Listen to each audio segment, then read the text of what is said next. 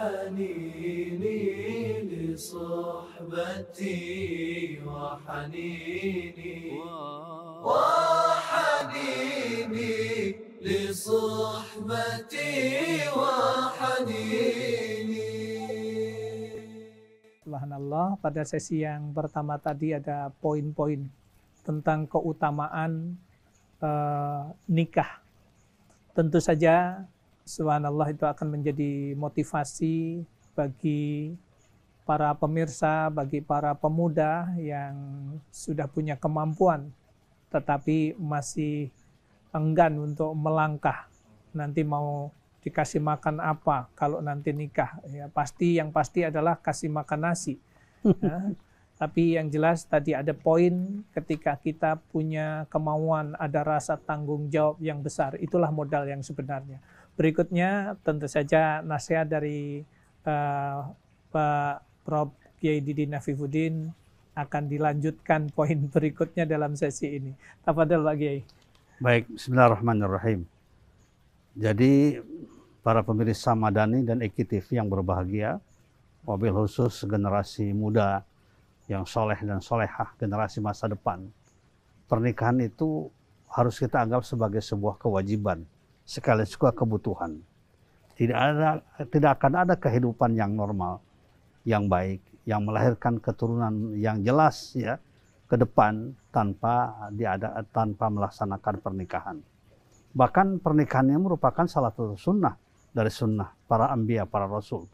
Bukan sekedar sunnah Rasulullah SAW, tapi juga sunnah para nabi dan rasul sebelumnya.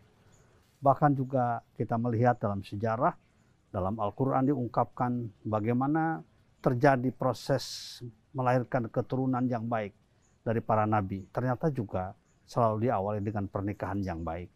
Oleh karena itu maka para pemirsa, terutama para generasi muda, harus punya cita-cita dan keinginan yang mulia untuk melaksanakan pernikahan yang sesuai dengan ajaran Islam. Salah satunya adalah pernikahan landasannya karena agama. Karena agama itu menjadi sesuatu yang sangat penting, menjadi guide kehidupan kita. Dalam sebuah hadis Rasulullah mengatakan, ini juga sudah banyak diungkap ya, banyak dihafal oleh generasi muda.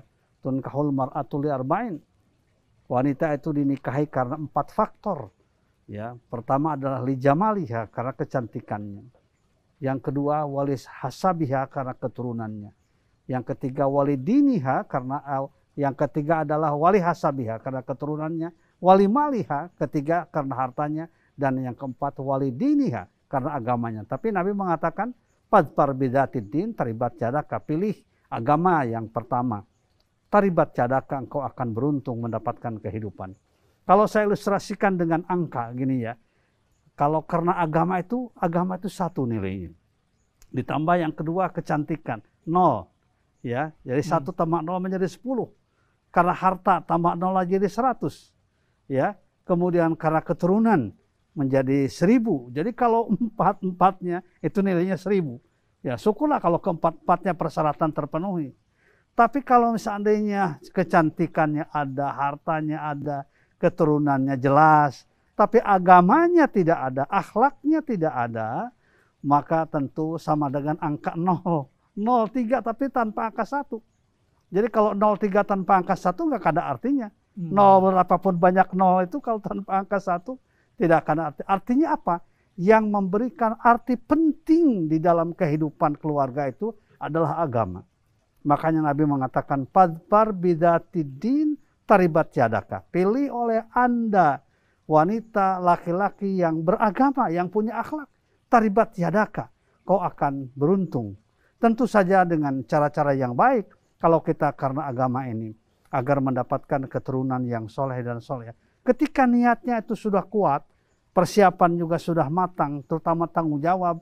Maka laksanakanlah pernikahan itu melalui cara-cara yang juga dianjurkan oleh agama kita. Cara-cara yang elegan, cara-cara yang indah, cara-cara yang menunjukkan penghargaan Islam pada nilai-nilai pernikahan, pada kemuliaan pernikahan. Misalnya dengan cara la khoba man istakhara wal nadima man istasara. La khoba, tidak akan pernah merugi orang yang suka istikharah dan tidak akan pernah menyesal orang yang suka musyawarah. Istikharah kita memohon kepada Allah. Bahkan bukan sekedar masalah perkawinan, masalah apapun juga yang berkaitan dengan kehidupan kita, dengan maksud dan tujuan kita. Banyak kita ngobrol dengan Allah, diskusi, mengadu kepada Allah. Ciri orang yang beriman itu lebih banyak mengadu kepada Allah Subhanahu wa ta'ala. Berdoa, memohon yang terbaik pada Allah. Sehingga dikatakan la khoba man istakhara, tidak akan pernah merugi orang yang suka istikharah. Istikharah itu musyawarah dengan Allah Subhanahu wa ta'ala, mengadukan persoalannya yang baik kepada Allah Subhanahu wa ta'ala. Disertai dengan sebuah keyakinan bahwa ketika kita berdoa kepada Allah, memohon kepada Allah, disertai keyakinan Allah akan mengabulkan, mendengarkan segala permohonan kita. Ud'ullaha wa antum muqinuna bil ijabah. Berdoalah kepada Allah Subhanahu wa ta'ala wa antum muqinuna bil ijabah. Dalam keadaan engkau yakin betul bahwa Allah akan mengabulkan permohonan kita. Inilah yang harus kita pegang, ya, keyakinan kita pada kemurahan dan kasih sayang Allah, apalagi dalam urusan masa depan.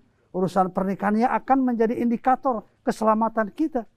Karena keselamatan seseorang juga ditentukan oleh pernikahan, ditentukan oleh keluarganya, apakah dia bahagia ataukah tidak bahagia, apakah dia selamat ataukah tidak selamat, apakah nanti masuk ke surga bersama-sama ataukah tidak, ditentukan oleh pernikahan-pernikahan. Karena itu maka ditekankan di dalam agama kita istikharah pada Allah. Kemudian juga wala nadima man istasyara, tidak akan pernah menyesal orang yang suka musyawarah dengan teman-temannya, teman-teman perempuan itu misalnya ditanya bagaimana kelakuannya, bagaimana kondisinya, bagaimana sehari-harinya dan lain sebagainya, bagaimana ibadahnya, sehingga setelah matang dibawa pada istikharah, kemudian laksanakanlah pernikahan dengan cara-cara yang sudah diajarkan oleh agama kita. Islam itu agama yang ingin di awal baik, di pertengahan baik, di ujungnya juga baik. Pernikahan juga begitu, kita ingin pernikahan itu di awal baik, di pertengahan baik, dan di ujung juga baik. Sehingga menghasilkan keturunan-keturunan yang soleh dan soleha, yang baik semuanya. Generasi mendatang sangat ditentukan oleh kondisi kita, kondisi para orang tua. Ditentukan oleh pernikahannya. Ketika pernikahannya memang ditata dengan rapih, dengan cara-cara yang sejalan dengan ajaran Islam, maka semuanya akan menghasilkan kebaikan. Bahkan juga sebelum pernikahan ditentukan, bolehkan oleh Islam disebut dengan melamar, khitbah, ya, khitbah kepada calon yang baik, ya. Setelah kita bermusyawarah, kemudian kita beristikharah, kita kemudian melakukan khitbah pinangan, ya, meminang, tapi bukan tukar cincin, ya. Ini yang harus kita robah, kita perbaiki. Di kita kan sebelum pernikahan itu ada tukar cincin, kadang-kala waktunya lama lagi, ada yang setahun, 2 tahun, itu tidak boleh. Ya, apalagi kalau dianggap menghalalkan yang haram, tidak boleh. Harus kita robah sekarang ini. Ini perilaku ghazul fikri dari peradaban dan kebudayaan yang tidak sesuai dengan ajaran Islam. Islam tuh menyatakan silakan khitbah, dan kalau sudah dikhitbah setujui, itu maka tidak boleh ada yang mengkhitbah lain. La yakhtub ahadukum ala khitbati akhi. Tidak boleh seseorang mengkhitbah seorang perempuan yang sudah dikhitbah oleh saudaranya yang lain. Begitu Islam itu menjaga, ya, bukan semata-mata pernikahan, tapi juga menjaga hubungan yang harmonis antara satu dengan yang lainnya. Karena ini berkaitan dengan masalah kehidupan kita. Kita ingin pernikahan yang ditata itu, yang diperintahkan oleh ajaran Islam, pernikahan yang betul-betul sejalan dengan ketentuan ajaran Islam. Dan inilah yang harus menjadi cita-cita generasi sekarang. Generasi emas, ya, generasi yang lebih baik dari generasi yang sudah-sudah. Kalau kita tidak melakukan ini dengan baik, kita khawatir juga akan terjadi degradasi, penurunan nilai-nilai kemanusiaan seperti terjadi di beberapa negara. Karena persoalan pernikahan itu dianggap sebagai masalah sosial saja. Ingatkan, pernikahan dalam Islam bukan semata-mata masalah sosial, bukan semata-mata masalah kemasyarakatan, bukan semata-mata masalah status, tetapi juga masalah agama, masalah ketundukan dan kepatuhan kita kepada ajaran Rasulullah Sallallahu Alaihi Wasallam. Ini sangat penting. Cuman berkaitan dengan hubungan manusia yang satu dengan yang lain. Di dalam Al-Quran masalah muamalah yang paling banyak diungkapkan masalah pernikahan, masalah keluarga.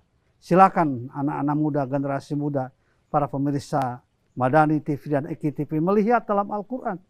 Pada setiap surat dipastikan akan ada ayat yang berkaitan dengan pernikahan, ayat yang berkaitan dengan keluarga.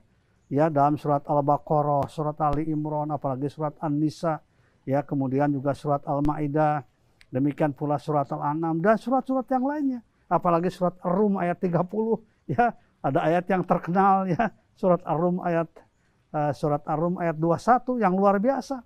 Ya, ini menggambarkan bahwa persoalan yang berkaitan dengan persoalan pernikahan adalah persoalan akidah, persoalan keyakinan, dan persoalan masa depan. Masa depan itu bukan sekedar masa depan di dunia, tapi juga masa depan di akhirat. Insya Allah saya kira dengan penataan-penataan yang rapih tadi, ya, dengan persiapan-persiapan yang matang, makanya dalam hadis dikatakan man istata'a. Istata'a itu adalah maknanya luas. Siapa yang mampu, bukan sekedar mampu dari penghasilan, dari income, dari pendapatan, akan tapi juga berkaitan dengan kemampuan kita, tanggung jawab kita sebagai muslim yang akan menjadi suami, kepala rumah tangga, dan sebagai muslimah yang akan menjadi ibu rumah tangga, yang juga akan mengendalikan rumah tangga, dua-duanya. Saya sangat prihatin kondisi sekarang ini, Pak Ustadz, ya. Banyak sekali anak-anak muda kita yang mereka hanya mempelajari berkaitan dengan ilmu-ilmu yang dia tekuni dalam bidangnya masing-masing. Di kampus misalnya, dia bicara masalah teknologi, masalah pendidikan, masalah pertanian, masalah ekonomi, tapi tidak pernah berbicara sama sekali berkaitan dengan bagaimana dia menjadi suami, bagaimana menjadi istri.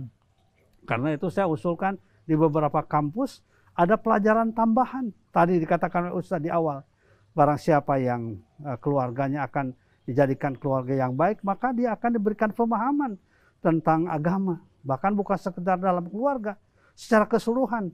Mayuridillahu bi khairan yufaqihu fid din wa innamal ilmu bitta'allumi wa innam ana qasimun. Ya, sesungguhnya barang siapa yang dikehendaki Allah menjadi orang yang baik, yufaqihu fid din, maka akan difahamkan agama. Dan salah satu masalah penting untuk dipelajari adalah masalah yang berkaitan dengan keluarga. Bagaimana kita menjadi keluarga yang bertanggung jawab, yang landasannya adalah iman dan takwa kepada Allah Subhanahu wa taala. Perlu pakai ilmu, ya, belajarlah yang berkaitan dengan keluarga ini dengan sebaik-baiknya, supaya kita nanti bisa membina, kemudian membimbing, mendidiknya dengan sebaik-baiknya, sehingga semuanya amalan yang kita lakukan dalam keluarga kita akan menjadi amal soleh yang abadi di sisi Allah Subhanahu wa taala. Luar biasa ini. Pada sesi yang kedua, terima kasih banyak Pak Kiai. Ini bagi para generasi yang soleh dan solehah, para mujahid, mujahidah, para da'i dan da'iyah yang masih belum menikah sampai hari ini, ada poin-poin besar yang kita dapatkan. Kecantikan, ketampanan pada akhirnya akan berlalu, akan sirna. Kemudian harta kita pada akhirnya juga akan lepas juga.